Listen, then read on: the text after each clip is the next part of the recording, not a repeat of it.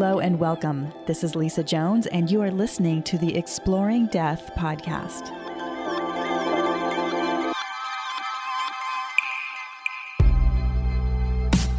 Hello, it's Lisa Jones with the Exploring Death podcast, and today I have a wonderful guest with me. Her name is Mary D'Agostino. She lives life as a spiritual adventure, soulful journey, and heart-expanding experience. Her passionate profession is holding sacred space for her fellow travelers so they may heal, awaken, and connect with the eternal truth of their beautiful souls.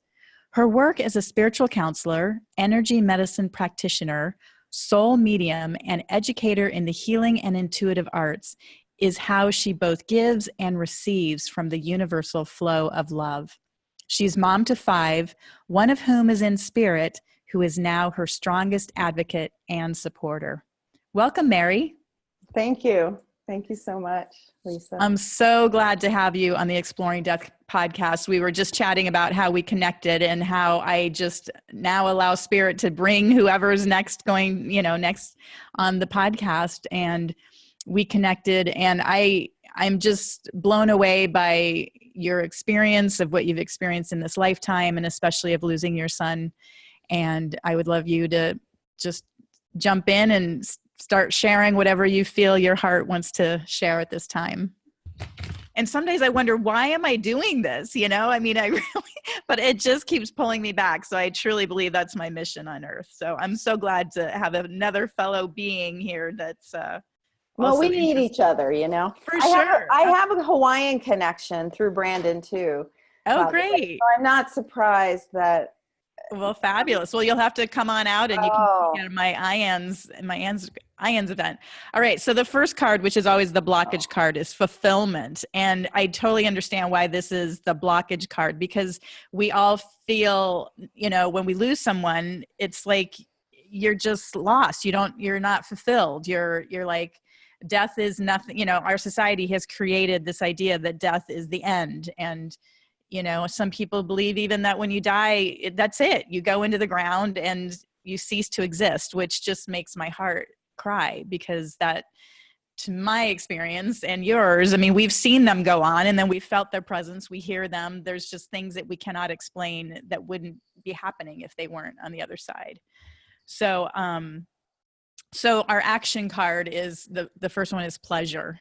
And to find the pleasure in death, which sounds crazy, is, with our societal views, it's like there is no pleasure in death, but there is when you open your mind and you open, especially your heart, to the experience of death, and to know that it's, like you said, it's not an end. It's a transition, and it's, and I always equate it to the water, right? We can boil water and it turns into steam. Well, that's what our bodies do. We go into the ethers, into another dimension, but we're still here, and they're still here. And then the outcome is focus. And that's, I think, part of it too, is that you really do, if you want to connect, you need to have a focused, attentioned mind on it. You can't just kind of like let everything go, and they'll still try as hard as they can, but if you're focused, or I guess actually being the outcome card, my guys are saying, no, they're going to come to you in a focused way, but you need to be open to receive it. Absolutely. Yes. And also our work, I think, as humans, is to clear away the untruths, right, that which doesn't feel right to us. And, the fulfillment that was I want to say that about what I had to do for Brandon and for myself was it was like that, wait a minute, no one's going to tell me that my son's gone now and his life is done and over, and isn't that tragic and sad? He only lived 24 years.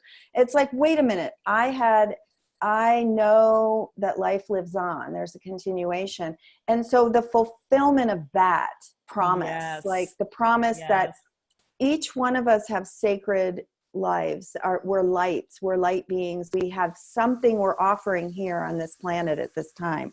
And what was it for my son? So since his body's not here, I was like, it's my job to make sure everybody knows, and that I knew, and that he lived a fulfilling life.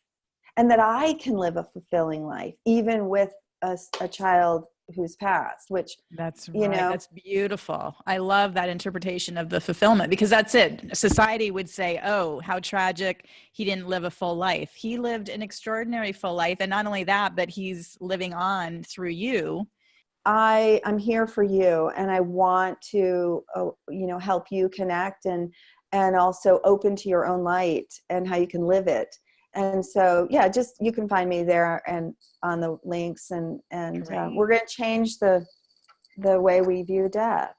That's right. And I'm so glad to have a fellow, person that's going to help lead the charge, Yes. because we need everybody we can to start Yes. waking up to this new paradigm of death.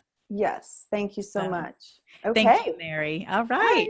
Okay. And thank you to all the listeners today. And of course, be sure to stay tuned, as I'm going to pull some cards for you coming up next.